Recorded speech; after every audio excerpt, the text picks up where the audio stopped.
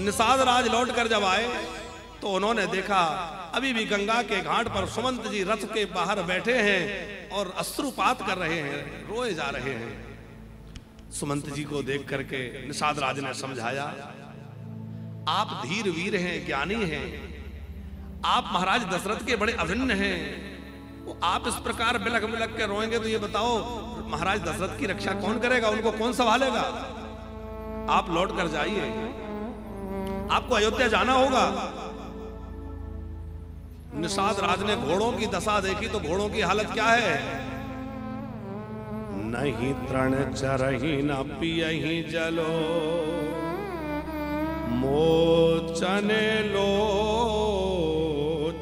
बारी, व्याकुल भय निषाद सब, रघुबर बाजी निहारी। राम जी के उन घोड़ों को देख करके और निषाद भी रो पड़े, क्योंकि घोड़ों ने पानी पीना छोड़ दिया है, घोड़ों ने घास खाना छोड़ दिया है और घोड़ों की आंखों से सतत आंसुओं की धारा बह रही है। निषाद राज ने सुमंत जी को बहुत प्रकार से समझाया और कहा कि आप लौट जाइए। सुमंत जी बार बार भूमि पर गिर जाते हैं, व्याकुल होकर रोने लग जाते हैं कि राम राम सिए लखन पुकारी, और पर उधरनी तले व्याकुल भारी। निषाद कह रहे हैं, अरे महाराज आप ज्ञानी, आप क्या कर रहे हैं? कि धारी धीरा जो तबो कहि निषादो, अब सुमंत परिहरहु विषादो, तुम्हें पंडित परमारथ ज्ञाता, धारहो धीर लखी विमुख विधाता। इस समय विधाता तुम्हारे पाम हो गया है, इसलिए तुम धैर्य धारण करो, अयोध्या जाओ। सुमंत जी बोले, निषाद महारानी कौशल्या पूछेंगी, मैं उनको क्या उत्तर दूंगा? महाराज दशरथ कहेंगे कि तुमने मेरी आज्ञा का पालन किया, मैं क्या उत्तर दूंगा? मैं उनके सामने कैसे खड़ा रहूंगा? मुझे बहुत भय लग रहा है, बड़ा संकोच लग रहा है। जबरदस्ती सुमंत जी को रथ में बिठा दिया, और वो रथ चला नहीं सकते, तो कुछ कोल भीलों को रथ चलाने के लिए भेजा और कहा कि इनको अयोध्या छोड़ाओ। अयोध्या के बाहर सुमंत जी रुके और सोचा कि सूर्यास्त हो जाने दूं, अंधेरे में जाऊंगा, नहीं तो लोग रथ देखकर दौड़ पड़ेंगे, मैं उनको क्या दिखाऊंगा। सुमंत जी खाली रथ लेकर आए हैं, रथ में पर्दे डले हुए हैं। रात्रि में रथ नगर में प्रवेश किया, लोगों को पता चल गया कि रथ आया है। सुमंत जी रथ लेकर लौटे, पर रथ में पर्दे डले हुए हैं। हो सकता है राम जी अंदर हो। एक बोला कि नहीं नहीं, राम जी अंदर होते तो सुमंत जी का मुख खिला होता, सुमंत जी का मुख कुमला रहा है, इसका मतलब राम अंदर नहीं है। दूसरा बोला, हमारे कुल वधू श्री जानकी तो अंदर होंगी। कोई कह रहा है नहीं नहीं, ऐसा नहीं हो सकता कि जानकी राम जी का साथ छोड़ दें और लौट आए, हमें तो नहीं लगता कि जानकी वापस आई होंगी। कोई कहता है लक्ष्मण तो आए होंगे, लगता है रथ में लक्ष्मण होंगे। बोले नहीं नहीं, ये नहीं हो सकता। घोड़ों की दशा कह रही है कोई लौट कर नहीं आया है, रथ खाली है। उस रात्रि के सन्नाटे में छुपते छुपाते सुमंत जो है रथ छोड़ करके अयोध्या नरेश के पास पहुंचे हैं। कौशल्या के महल में महाराज दशरथ हैं, उनके नेत्रों से अश्रु बह रहे हैं, व्याकुल हैं। दशरथ जी के सामने जाने में भय लग रहा है, क्या कहूंगा। कि सोच सुमंत विकल दुख दीना, और धिग जीवन रघुवीर विहीना। सुमंत जी सोच रहे थे कि राम के बिना लौटने से तो अच्छा था कि मेरे प्राण चले जाते। मैं राम के बिना अयोध्या में क्यों लौटा, मुझे नहीं आना चाहिए था। सुमंत जी महाराज दशरथ के सामने गए। दशरथ जी ने सुना कि सुमंत आए, आओ आओ सुमंत, कहाँ हो, मेरा राम कहाँ है। मेरी पुत्र वधु जानकी कहाँ है? क्या तुम लक्ष्मण को लेकर नहीं आए? सुमंत तुम्हारे आंसू कह रहे हैं कि तुम खाली हाथ आए हो। महाराज उठने का प्रयास करते हैं, दशरथ जी भूमि पर गिर जाते हैं। व्याकुल होकर के कौशल्या से कहा, कौशल्या लगता है अब राम के विरह में मेरे प्राण नहीं रहेंगे, लगता है अब मेरा जीवन नहीं रहेगा। ऐसा कहते कहते और महाराज दशरथ धड़ाम से भूमि पर गिरे और कहने लगे, महारानी भरत का ध्यान रखना, क्योंकि भरत हमारे कुल का दीपक है, राम मणि है, राम रघुवंश की रघुकुल मणि है और भरत कुल दीप है। मणि झोंकों से झरोखों से बुझती नहीं है, लेकिन दीपक झरोखे में बुझ जाता है। ये जो अयोध्या में आंधी आई है, इसमें राम रूपी मणि तो बच गई, लेकिन भरत रूपी दीपक कहीं बुझ ना जाए। महारानी मेरे भरत का ध्यान रखना, मेरे भरत का ख्याल रखना। महारानी मुझे श्रवण के माता पिता दिखाई दे रहे हैं। उस श्रवण के बूढ़े माता पिता ने मरते मरते बिलखते बिलखते मुझे श्राप दिया था, तुम्हें अपने पुत्र के वियोग में रो रो करके प्राण त्यागना पड़ेगा। लगता है वह दिन आ गया है महारानी, लगता है अब मेरे प्राण नहीं बचेंगे। महारानी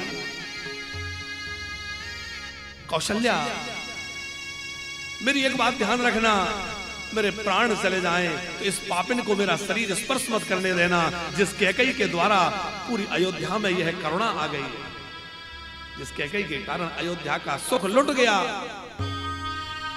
जिस कैकेयी के कारण मेरे राम को वन में जाना पड़ा, मेरी पुत्र वधु वन वन भटक रही है, उस कैकेयी को कभी मेरे शरीर को स्पर्श मत करने देना। देखो देखो कौशल्या, मुझे श्रवण के माता पिता दिखाई दे रहे हैं। कौशल्या समझाती है, महाराज महाराज शांत हो जाइए, महाराज आप धैर्य धारण कीजिए, महाराज राम लौट आएंगे।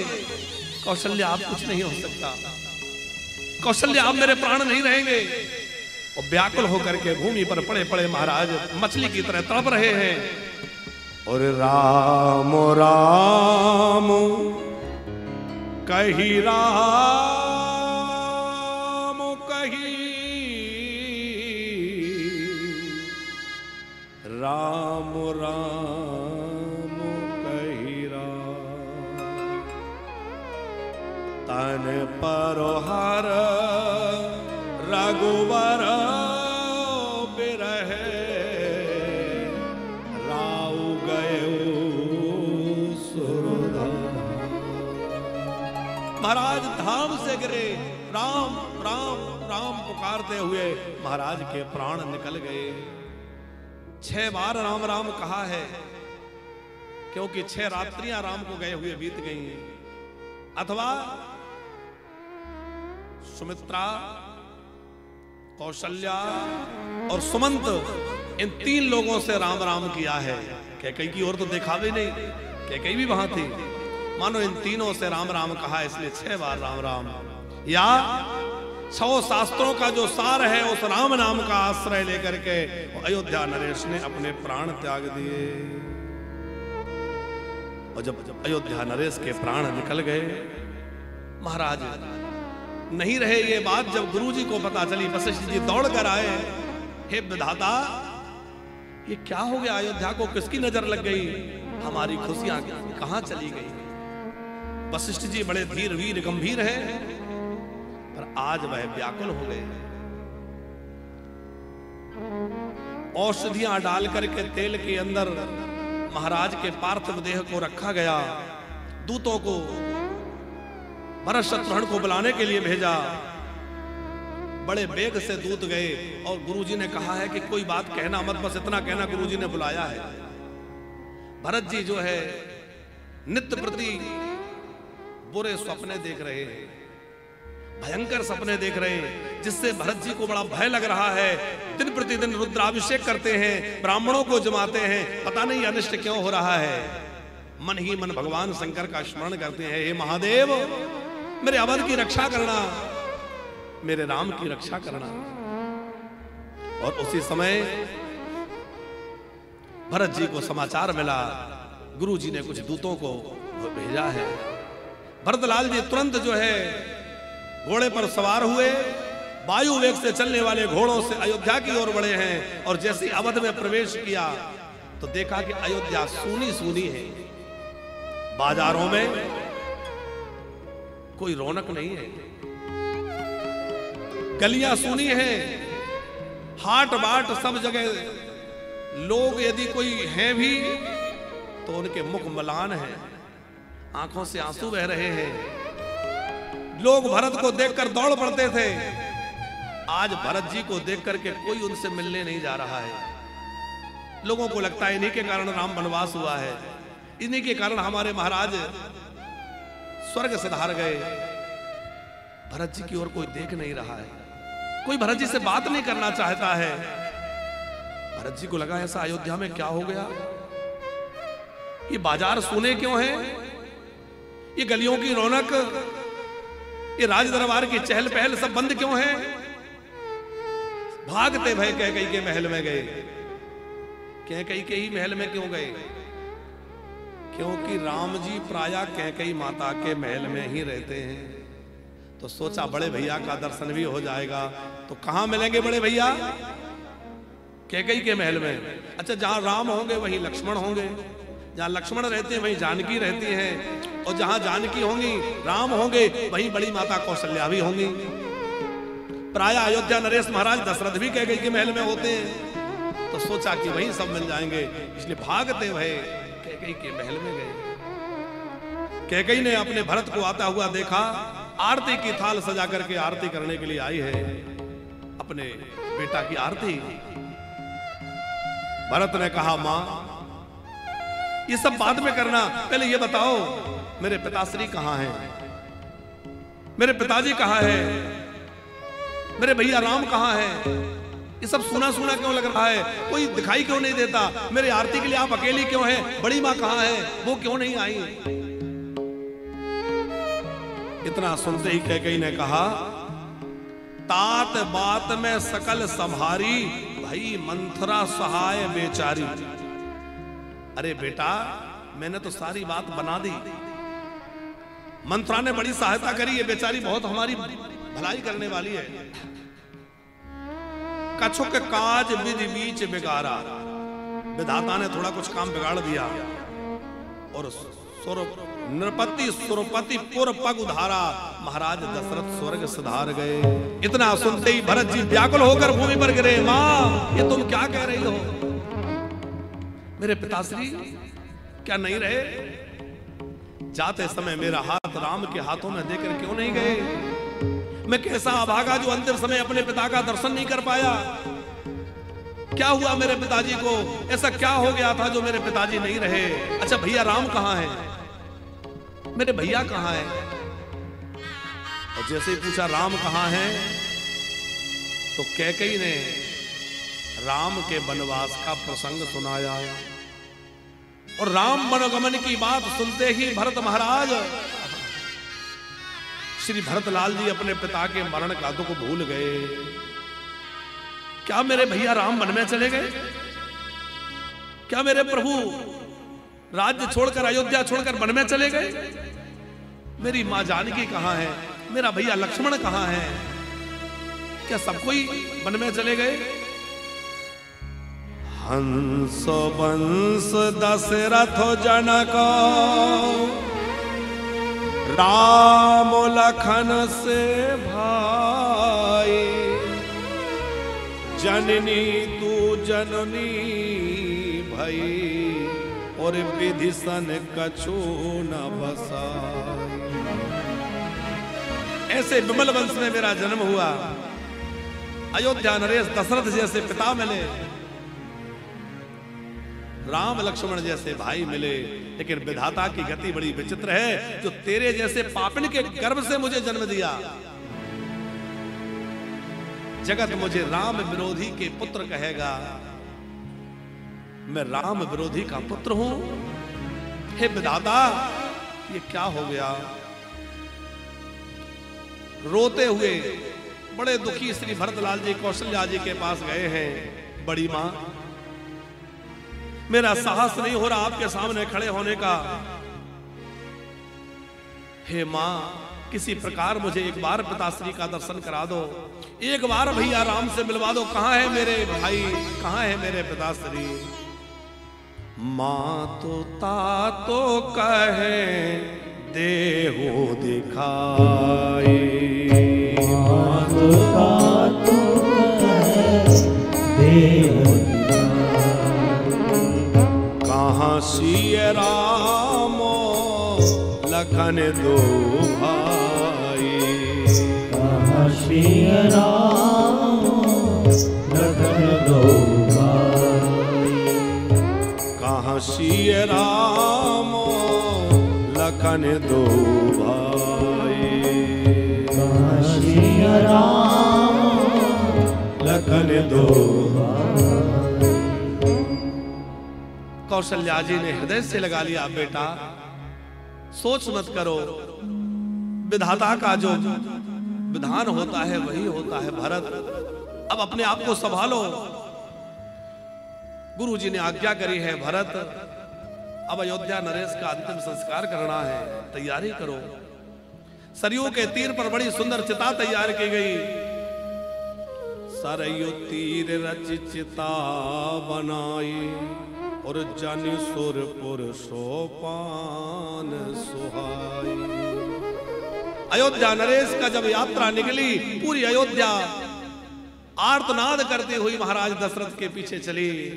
महाराज दशरथ के सरयू जी के तट पर संस्कार किया गया, और जही विधि दाह क्रिया सब कीनी, विधिवत नहाई तिलांजलि दीनी। इस प्रकार श्री भरत जी ने सब क्रिया गुरु जी के मार्गदर्शन में की। पितु हित भरत कीन जस करनी, सो मुख लाख न जायई बरनी। गोस्वामी जी कहते हैं, अपने पिता के लिए भरत ने जिस प्रकार श्राद्ध आदि कर्म किया, वो लाखों मुखों से नहीं कहा जा सकता। देखो पुत्र का धर्म क्या है और पुत्र किसे कहते हैं। पुत्र का मतलब है कि जीते जी माता पिता की इच्छाओं की पूर्ति, माता पिता के वचनों का पालन, माता पिता की खूब सेवा करे। जीते जी तो उनकी सेवा करे, और मरने के बाद उनका विधि पूर्वक श्राद्ध करे, पूरी तरह से लोभ त्याग कर, उदार हृदय से। जिन माता पिता ने हमारे लिए जीवन भर परिश्रम किया, इतना कुछ कमाया, इतना कुछ दिया, उनके मरने के बाद लोग जो है सैया दान करने में घबराते, पिंड दान करने में घबराते, और तो और 13 दिन बैठना लोगों को कठिन पड़ता है। अरे 13 दिन तक छुट्टी कहां मिलेगी?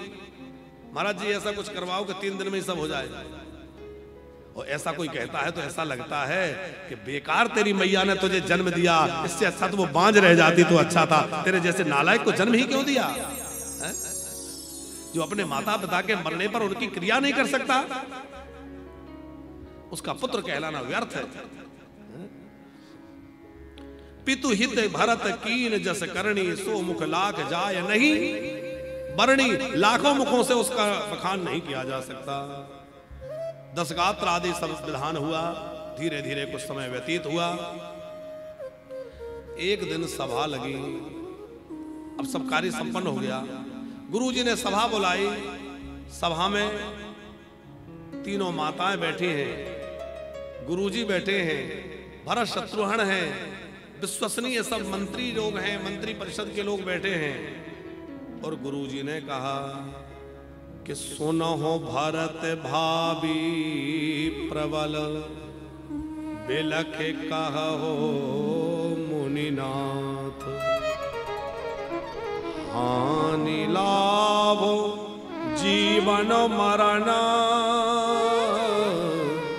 जस अप जस विधि हाथ। हे भरत, ये 6 चीजें हमारे हाथ में नहीं है। कौन कौन से? हानि, लाभ, जीवन, मरण, यश और अपयश, ये 6 वस्तुएं विधाता के हाथ हैं। हे भरत, तुम चिंता छोड़ दो, चिंता त्याग दो, क्योंकि महाराज दशरथ सोच करने के योग्य नहीं है। सोच करने के योग्य कौन है? कि सोचई विप्र जो वेद न जाना, सोचई विप्र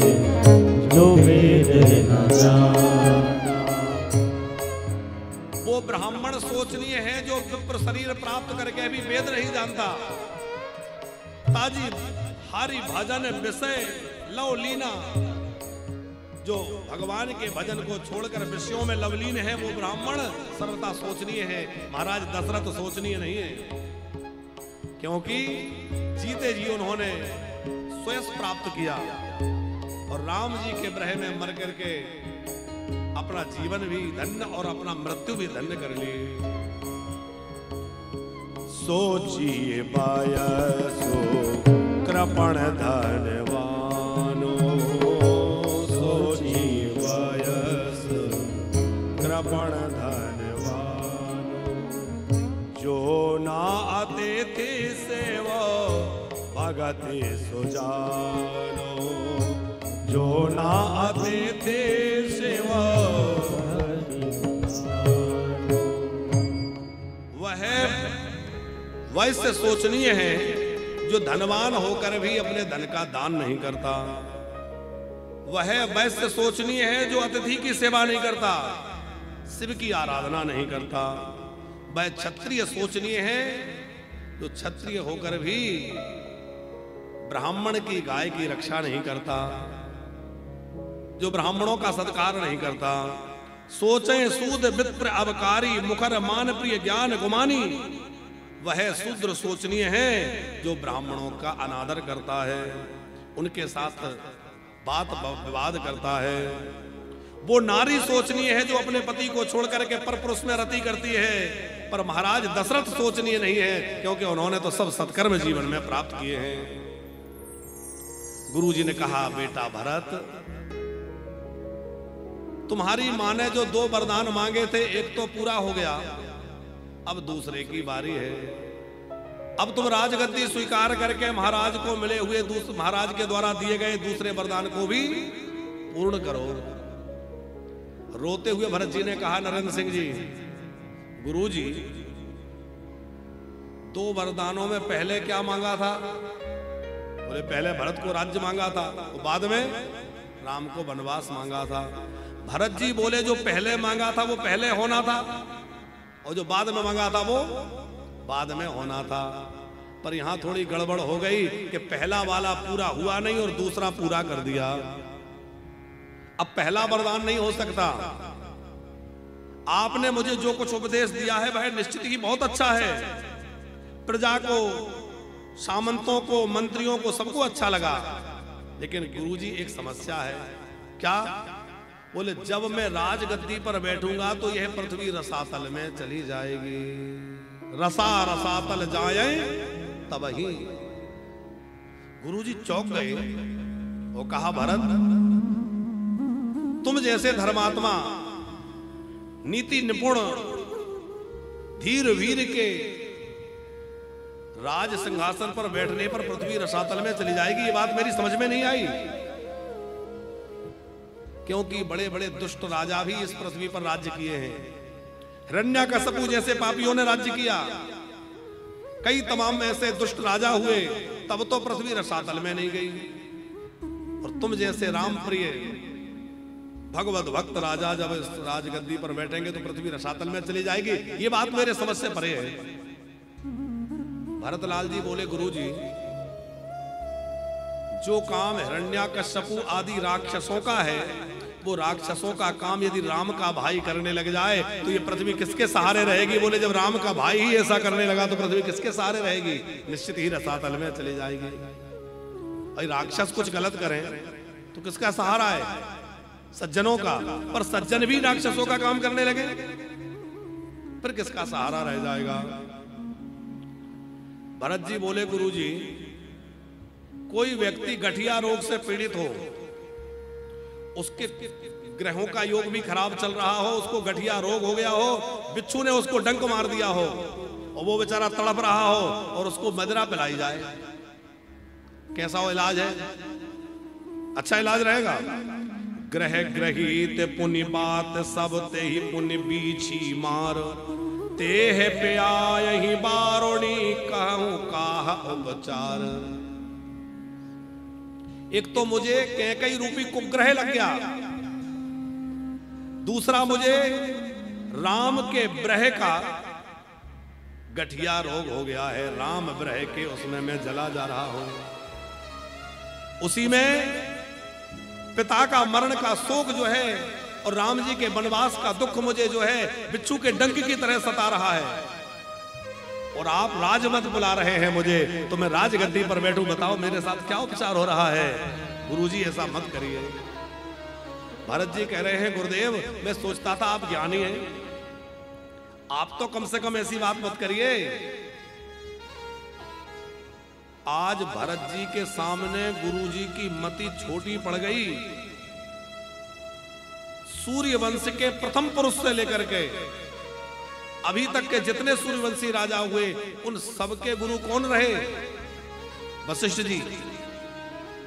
और वशिष्ठ जी ने अयोध्या में एक से एक राजा महाराजा देखे हैं, बड़े बड़े धर्मात्मा ज्ञानी गुणी देखे हैं, लेकिन भरत जी के सामने वशिष्ठ जी की मति बोरा गई, कुछ बोल नहीं पा रहे हैं। कहा भरत तुम क्या चाहते हो?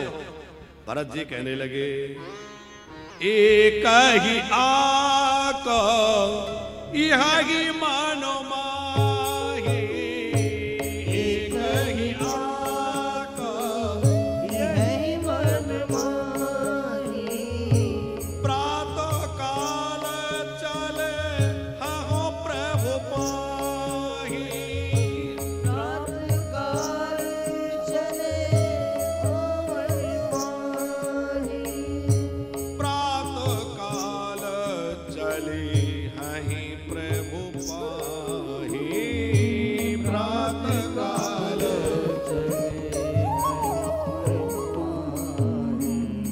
जेहि सोनि बिनाय मोहि जनु जाने, सोनी बिनाए मोहि सोनी आवहि बाहोरे राम रजुदाने। आवहि बाहोरी राम। हे गुरुजी, अब मेरी एक ही विनती है कि अब तो हम कल सवेरा होते ही वन में चलें, राम जी को खोजें और राम जी का दर्शन करें और राम जी को प्रार्थना करके मना के समझा के विनती करके किसी प्रकार लौटाकर अयोध्या ले आएं। और मुझे भरोसा है कि प्रभु मेरी बात कभी नहीं टालेंगे, राम जी मेरी बात नहीं टालेंगे।